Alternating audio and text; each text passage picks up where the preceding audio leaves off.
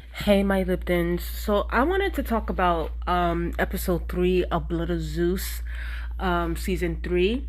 So I already put up my first two episode reviews of Blood of Zeus. Y'all can go to my Blood of Zeus playlist and go listen to those. My episode reviews, so far so good. Everything was just like everything is like a sense of urgency, which I love about this show. And now I'm gonna do my review of season episode 3. So God, I've got a lot of notes when it comes to Aries because I feel like Aries at this point, it's like wow, like I wrote here, like even in death, like even in the afterlife, you are still a damn fool. Even in the afterlife, you are still a grandstanding frat boy idiot. Okay? Because I was just looking at this, and y'all need to go see this scene on episode 3. Because, like, literally, as if y'all watched my first two reviews of Blood of Zeus, obviously, spoiler alert, Ares did die. But, in the show, it's like the soul can either go to, like, the paradise. I'm forgetting the name of it, but, like, the paradise, or it could be in hell. And I was just like, even in death, you're a damn fool. Because Kronos was basically trying to tell Hades, like, listen, you need to tell me where Zeus is, or else I'm going to throw Persephone into the abyss. And as y'all guys know, the abyss is something where it's like, if you get thrown into it, it's done deal. Like your soul is no longer, like you don't exist anymore, basically. So it's done deal. And Hades was like really trying not to say anything, and then Kronos was basically like, okay, you're not gonna say anything? All right, I'm gonna give you a few examples about how this is gonna go, okay? Kronos is no joke, okay? So Kronos was like, okay, let's bring Hephaestus in, let's bring Ares in since they both died, and I'm gonna show Hades how I'm gonna make an example out of these two for him to show me where Zeus is, okay? So Ares was basically saying, oh, you don't have the balls to throw us into the abyss. You must be out of your mind. Kronos was looking at him like, you stupid, useless grandchild of mine. You really think I'm gonna be over here bluffing? Come on, like, be for real. I'm someone that literally cannibalized my own children. Do you really think I'll be out here bluffing? And and then on top of that, you like, and then Ares, mind you, Ares is dead. He still wants to fight Kronos.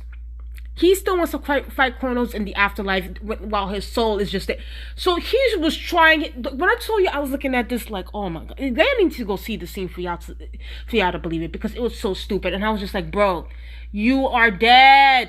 And when I told you, Kronos was just looking at this guy, like this kid, like this freaking. He was looking at Ares like as if he was an ant.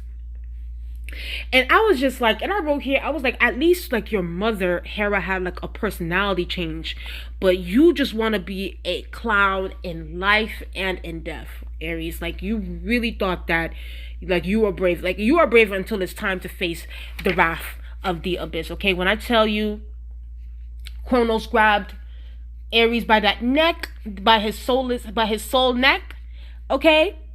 And then Ares started cursing Kronos. And when I tell you, Kronos threw Ares into the abyss like he was like a piece of exploding, as if he was a piece of trash. Okay? Kronos said good riddance. And honestly, even me, I'm saying good riddance. Ares, you annoyed me throughout this, like, since season 1. You've been annoying me. You've just been so annoying. You've been frat boyish. All you do is grandstand. And honestly, I'm glad that Kronos got rid of you. Like, we're just tired of you, tired of that mouth. You never know when to shut the hell up. You never know when to pick your freaking battles. And now your ass got thrown into the abyss, and now you're no longer saved. I will say this though. I did right here. I'm like, I can't lie. I like when I saw Hera, because mind you, Hera and Demeter, like, they saw what happened. They saw Kronos throw Ares into the abyss, and I'm like, girls, like, why aren't y'all causing a distraction to, like, say, mind you, Ares is Hera's son. So I was like, why aren't y'all doing something? Like, I get it, Kronos, but y'all need to come up with a quick plan. Like, think on y'all feet. Like, y'all could have saved y'all. Mind you, Ares and Hephaestus got thrown into the abyss. So I was just like, girl, Hera, you just watching your children get like thrown into the abyss, and you just standing there and watching. Like, girl, what are you doing? So, that's basically what happened in the first scenes of episode 3. Um, I would say, and then it gets to Heron and Seraphim, and I would say this Hades stabbed Heron good because that like his wound was infected, he was sick, and I'm not gonna lie to you. And then there was a second there where like Seraphim was going to helped make um Heron like this medicine or something like that. And then for a second I was a little bit scared because I was like, the Seraphim poison. And mind you, this episode is called Hellborn. And basically the Hellborn is a plant that, helps to cure I guess it's a temporary cure.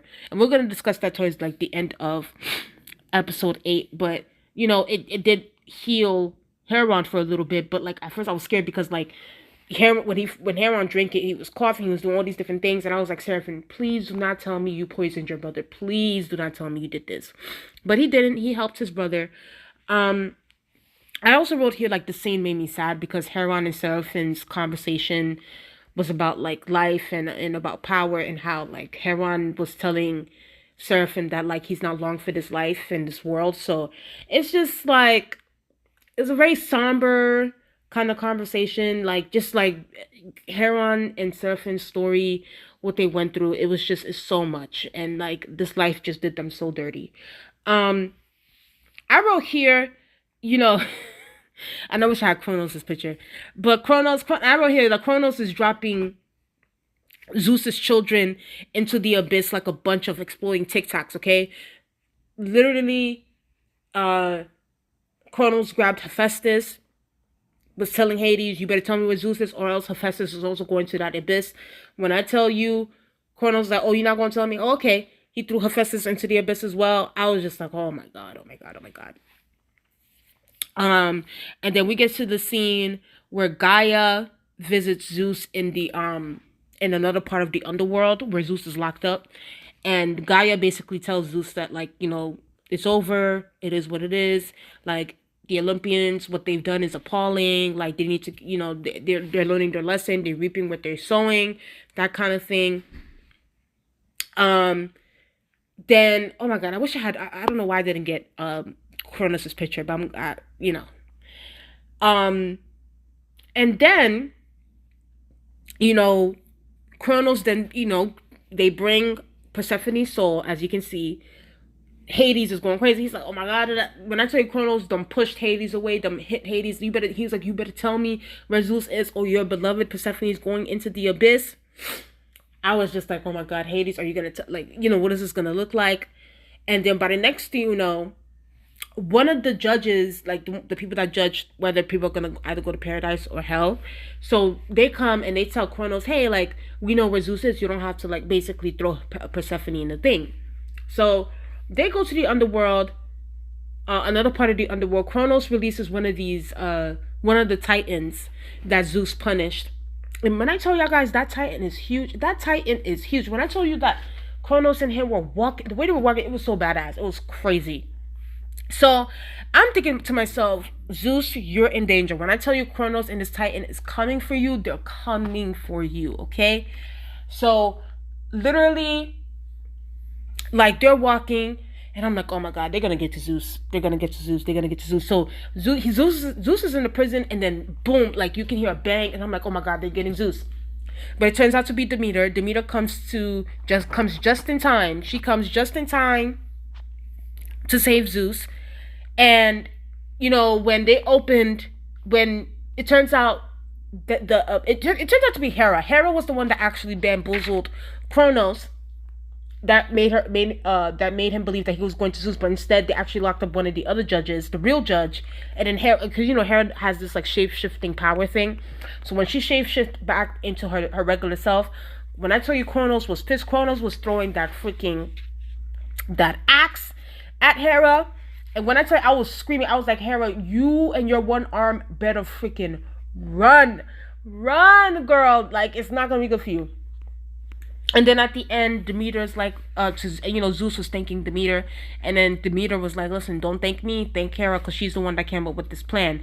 And I'm gonna discuss, episode 4 Child, I'm gonna discuss this Hera and Zeus's conversation that they had, because I was just like, Hera, girl, what are you doing, Hera?